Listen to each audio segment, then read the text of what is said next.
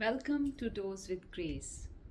I hope you're doing well and taking very good care of your health. Today is Ekadashi and the first Ekadashi of 2025. So, a very happy Ekadashi to all of you. Om Namo Narayana, Om Namah Shivaya. With these auspicious mantras, let's begin today's video. Today, I'm going to take a small break from the chapters of Ramayana and talk a little bit about Maharishi Valmiki. Since we are going to be going through this journey together of Sri Valmiki Ramayana, let's try and understand that who Valmiki Rishi was. Was he always a Rishi? Have you ever heard of this saying that every saint has a past and every sinner has a future? This is not just a saying. In our history, there are proofs of this. So Rishi Valmiki, in fact Maharishi Valmiki, who wrote the Adi Kavya Ramayana, is a saint. But was he always a saint? Do we know about his past? So come, let's learn about the past of someone who wrote such an epic, such a wonderful detailed version in a perfect poetic rendition, in a perfect grammatical composition like Adi Kavya Ramayana. And as we will go through this journey, we will realize how much he has given to mankind through the description of an ideal life of Sri Ram. The values of generosity, gratefulness, empathy, caring, and righteousness are evergreen virtues that go beyond yugas and beyond the tribulations, the everyday plus minus ups and downs of life. They are always relevant. But let's learn more about the person who wrote it. Do you know Maharishi Valmiki was once not a teacher, not a guru, but a dacoit. Yes, Sri Valmiki ji was once a dacoit, and he used to rob people on something which we would call in today's times a highway.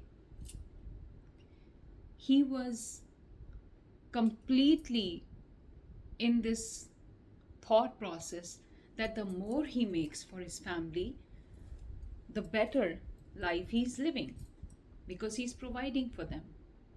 He used to take all his loots back home to take care of his parents, take care of his wife, and that's how he made his living.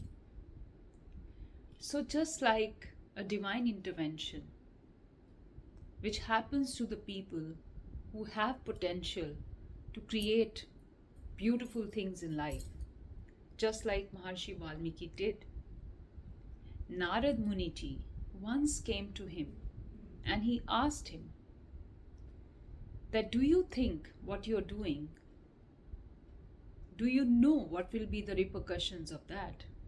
You are doing sin after another. You're looting people, threatening them, and taking away their valuable possessions, their gold, their money, and their treasures on the way.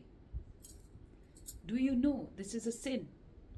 And Maharishi Valmiki, the dacoit at that time, proudly said, yes, I do know. It takes a lot of courage to do this, and I am a very powerful man. But Narad Muniji told him, do you even know that it has its consequences? And Maharishi Valmiki ji said, I know. But these consequences, all that I'm doing for my family. I'm doing it to give a very happy and a very comfortable life to my parents and a very luxurious life to my wife. So, of course, they all also know about this. He said, okay.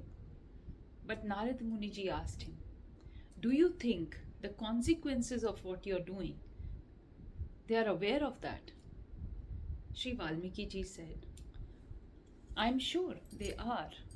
And then Narad Muniji asked, you are doing all of this action by yourself for the sake, in the name of your family, in the name of your parents and your wife. You're trying to collect all of these things from these people in a forceful and unrighteous manner. So you will be, according to the law of karma, you will have to one day face the consequences. But Rishi Valmiki was quite appalled. He said, why would only I be sharing the consequences? I'm pretty sure my family will also share the consequences with me. They will also be part of bearing the consequences. Now Narad Muniji told him, go and check.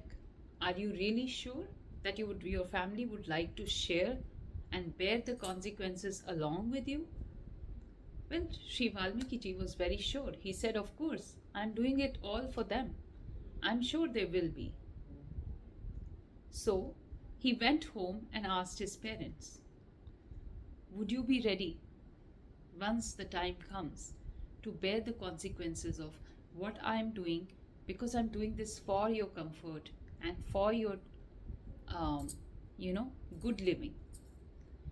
But Maharshi Valmiki was astonished when his parents told him, no, we will not bear any consequences. This is your karma. Who told you to loot people and bring food on the table for us? Who told you to scare people and take away their possessions unrightfully and then bring all these beautiful clothes and jewelry for us?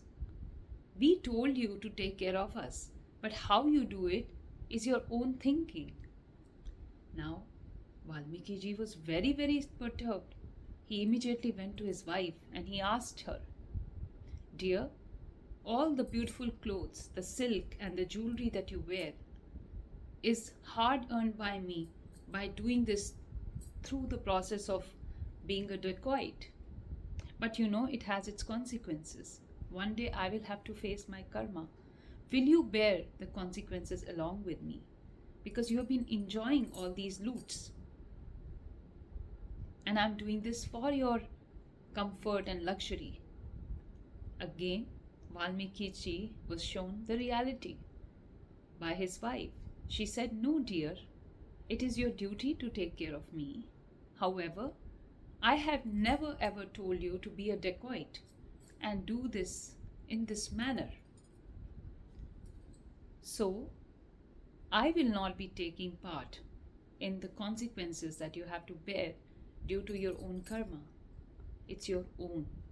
And I will never be joining you in that. Now, Valmiki ji was stunned.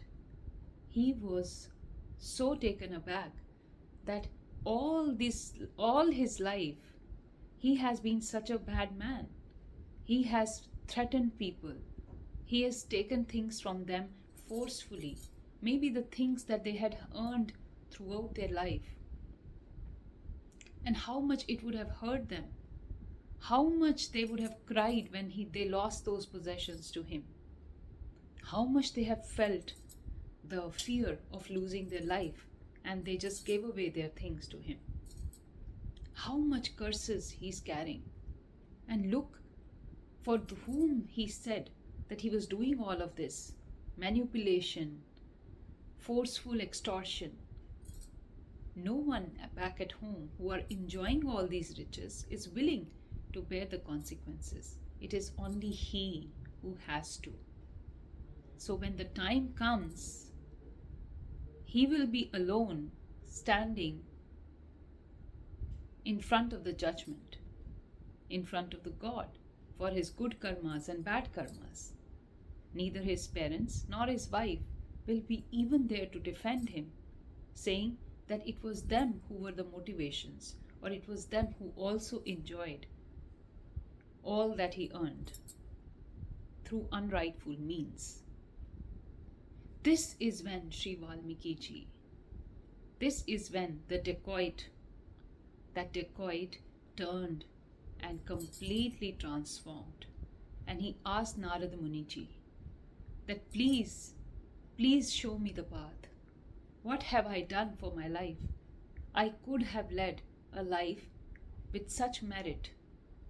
And none of these people for whom I thought I was doing all of this are worthy and deserving of me doing such bad karma to give them this life. I have realized it's my soul journey and my journey alone. And my choices are going to be my path.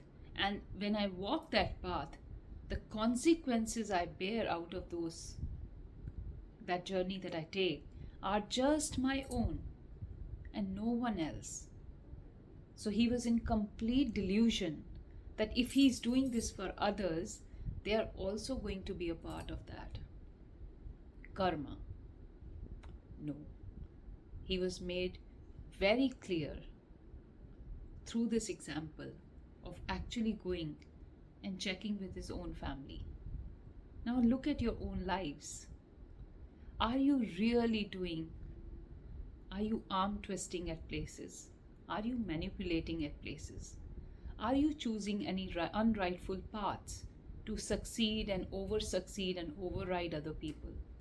In the name of doing this all for your children, your parents, and your wife, and your loved ones? Just think about it. I'm not just talking to men, I'm also talking to women, because in these times, both men and women are equally there in the workforce.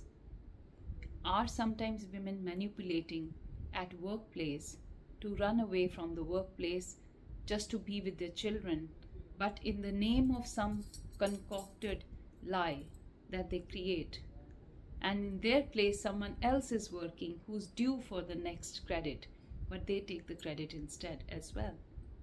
There's so many ways we can manipulate people. There's so many ways we can be living a life of dacoit in today's times.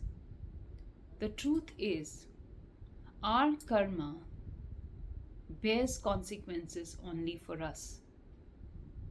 No matter how much we try to twist it and say that we are doing all this for our children, for our spouses, for the people around us, for their comfort and their security and their safety and their future.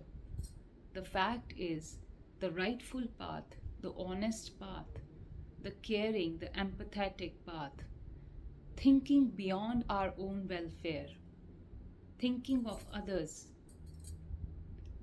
and being an ideal human being is the true karma, is the right karma that we must create for ourselves, because we are the ones who will bear the consequences.